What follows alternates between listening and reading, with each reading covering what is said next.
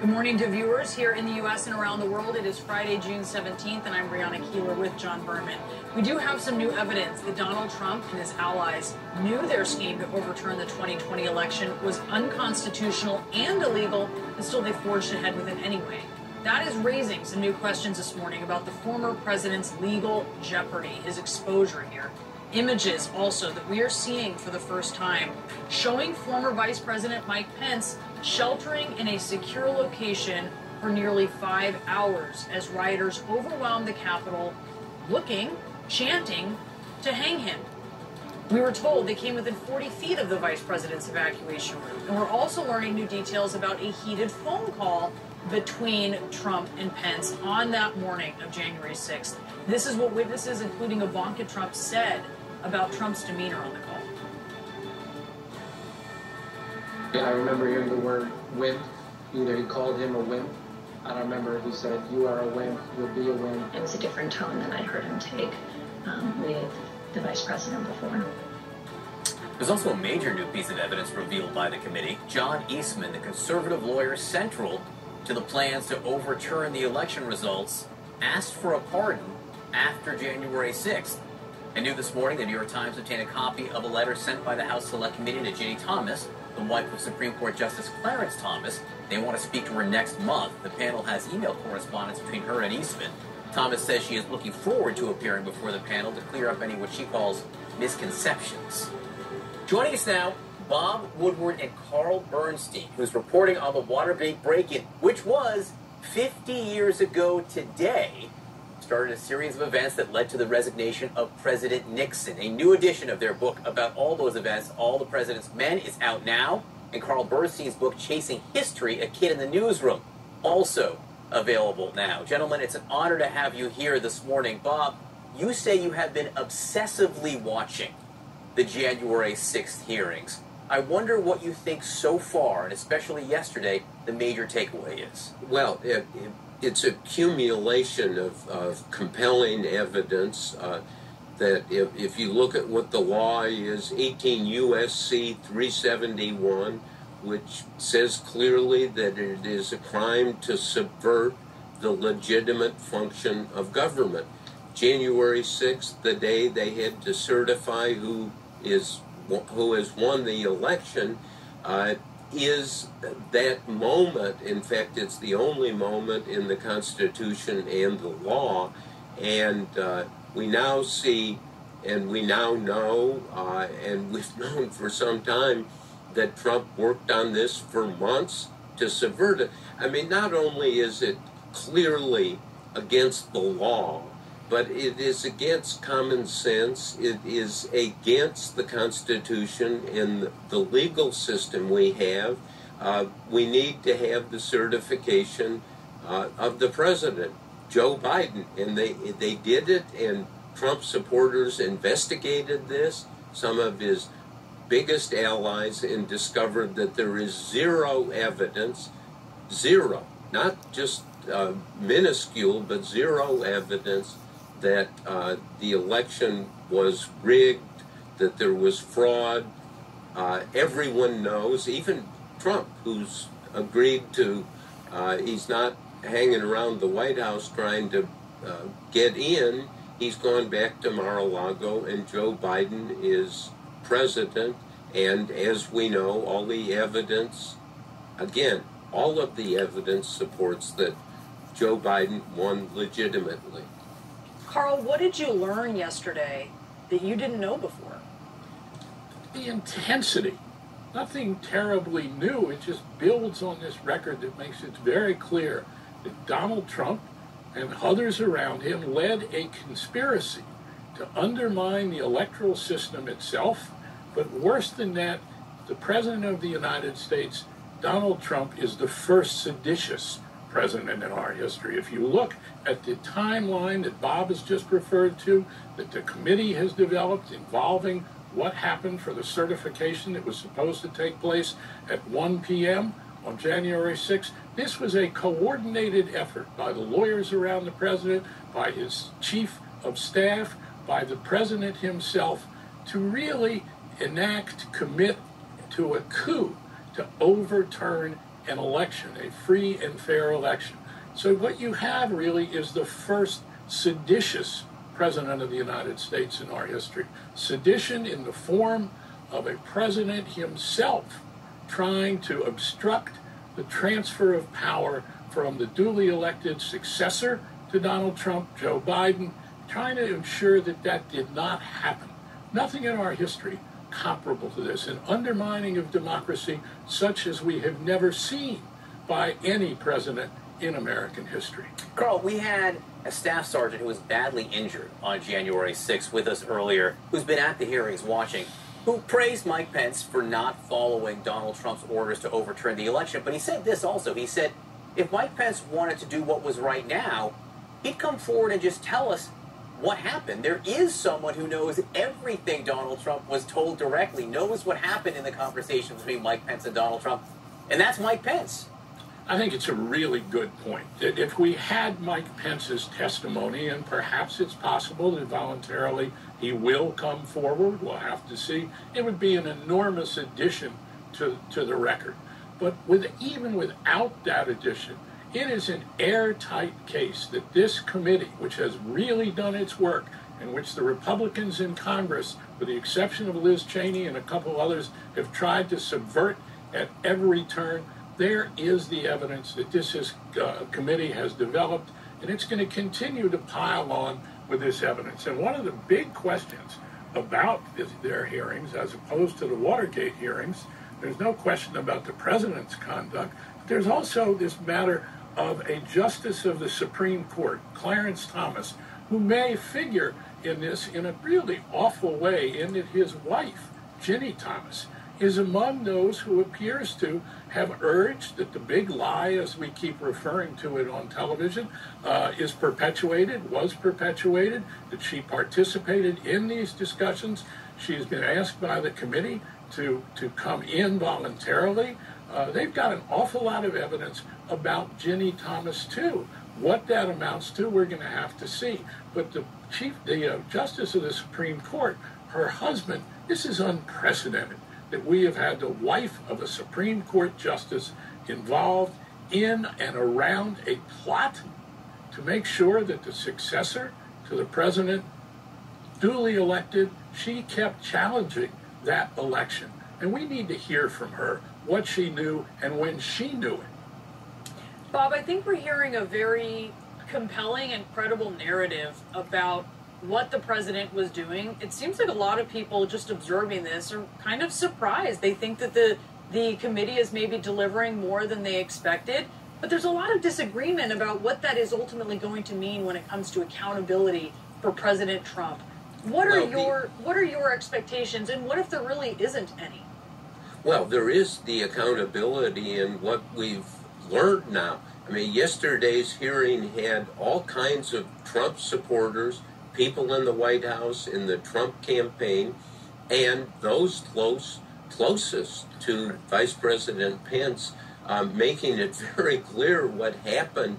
And the reporting that has been done on this has established that what Trump did with Pence in these phone calls, in these meetings, is just abusive. It is, I am not going to be your friend if you don't do what I want, if you don't overturn the election here.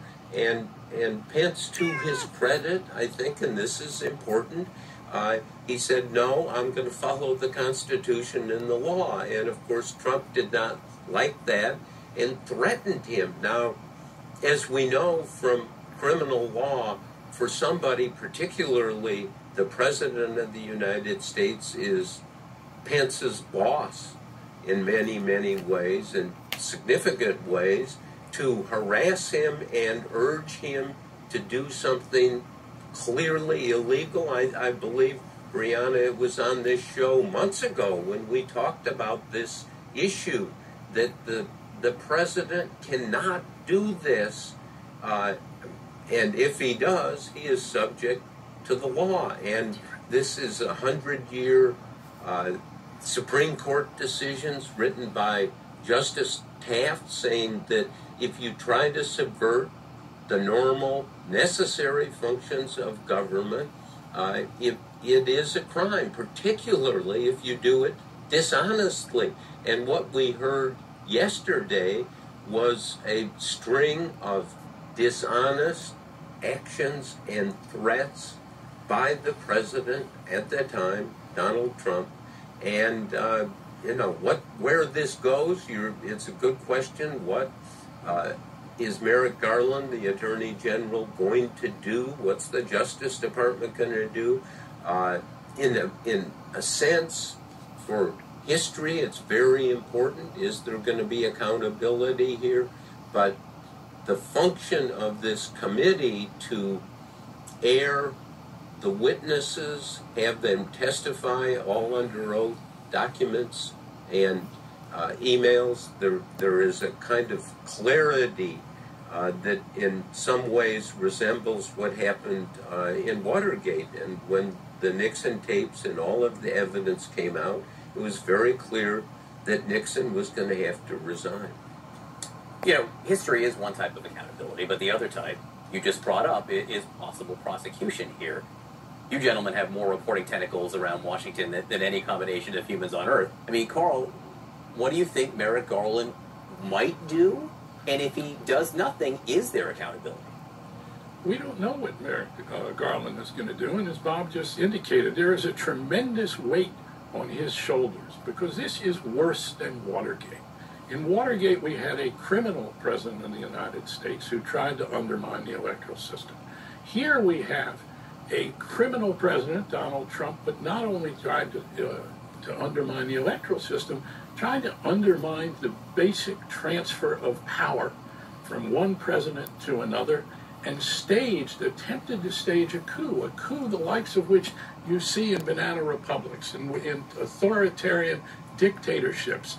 There's never been anything like this in our history. So the Justice Department now has to make a decision, because it's very clear that the president, Donald Trump, violated the law. No question. There's no question about his seditious actions. The last sedition we had in this country on any kind of scale was Jefferson Davis, the president of the Confederacy.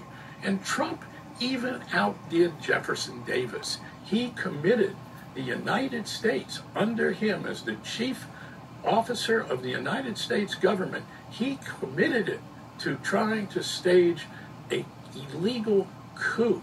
So that gives real power to Merrick Garland to bring about an indictment if he chooses to do it. The policy of the Justice Department, going back a long time, is that it would not indict a sitting president. This was not now, it's not now about a sitting president. It's about a former president who illegally conspired to violate the law and the Constitution of the United States. So it's a different decision than the Nixon case, in which the grand jury, which wanted to charge Richard Nixon with a crime, named him instead as an unindicted co-conspirator. But Garland has a real chance here to send a message to the country and to the world that we are more than just a nation of laws, that we are a nation that it believes and requires the continuity of the President of the United States above all else. Because without that continuity, what Donald Trump attempted to do was to stop in its track democracy itself in this country. What's also different is, you talk about Nixon resigning. Donald Trump is deciding, as our reporting indicates, not whether he should run, but when he should run. So certainly it is a different time, a different man, and yet, Bob, some things never change, which brings us to the new edition of All the President's Men, and you're reflecting on this 50 years later. What are your thoughts? Well, my wife Elsa went back and looked at George Washington's farewell address. This is in 1796, mighty long time ago. And George Washington said in that address that democracy is fragile, and made the point that, unquote, unprincipled men, end quote, will seek and have the presidency, and it was a warning. And of course we had Nixon, to our surprise, quite frankly, Carl's and mine, then came Trump. And what Trump tried to do is, Nixon in his own way was attacking democracy, and he paid the price. The Republican Party forced him to resign. But as Benny Thompson, the chairman of the January 6th committee, who I think, by the way, is doing a great job, just very powerful voice, he said, the will of the people continues to be in jeopardy. That Donald Trump is out there. He just had a rally, when was it, last night, out there saying, look, all my, not all, but many of his endorsed candidates, particularly in the state of Nevada, it was a sweep for him. And the best information available is that Trump is going to run. And if he is indicted by the Justice Department or a grand jury, as a criminal can be indicted, what's the political impact of that going to be? And this gets to the next question about what the real difference between Watergate in a major way and what's has happened now is the Republican Party itself, which has become a vessel for Donald Trump, and his what he's trying to do to the country has been embraced by the Republican Party, which is astonishing. Look what happened in Watergate. There was a vote of 77 to nothing. Republicans joining Democrats to create the Watergate committee that investigated what happened in Watergate. There has been no such thing in terms of Republican support for this committee, for the January 6th committee, which the leadership, Kevin McCarthy, Mr. O'Connell in the Senate, has tried to undermine at every point. Only Liz Cheney and a couple other Republicans have acted in terms of their own duties to ensure that this investigation goes forward. But then, in Watergate, the Republican leadership itself went to Richard Nixon, led by Barry Goldwater, the 1964 nominee of his party, considered by a decade later to be the conscience of the Republican Party. And there was an important moment in this. Yes. After Nixon resigned, we went up to see Goldwater in his apartment. He poured whiskey for everyone. We each got a tumbler of whiskey. And then had his dictated diary. And he read it. He did. And for August 7th, 1974, when he and the Republican leadership in Congress went to see Nixon. I mean, this is a moment you and I will never forget. That's right. Hearing about. Goldwater pulled out this diary and started reading to us how he and the leadership went to the Oval Office, sat across Goldwater himself from Nixon, and Nixon asked him, Barry, how many votes do I have in the Senate for acquittal in a Senate trial? Because Nixon knew he was going to be impeached by the full House. And Nixon really expected that he could be acquitted. And Goldwater looked at the president directly across from him and said, Mr. President, you may have 4 to 6 votes for acquittal, and you don't have mine. And the next day, Richard Nixon announced his resignation from the presidency. What a difference. Republicans on the House Judiciary Committee pushed and voted for those articles of impeachment. Look what happened in the 2 impeachment trials of Donald Trump. Nothing. We have now a political party. One of the 2 political parties in this country has now embraced and committed itself to Trumpism. It is unprecedented in American history. Carl, I have to say, maybe your podcast could be titled Whiskey with Barry. I agree. If you had told an 18-year-old version of me that one day I'd be listening to stories about Watergate reporting from Carl Bernstein and Bob Woodward, I would not have believed it. It would have been more than I could have ever dreamed of. Carl Bernstein and Bob Woodward, thank you so much for being with us this morning. Good to be with you. Thanks. The new 50th anniversary edition of All the President's Men with a new intro co-written by Carl and Bob is out now.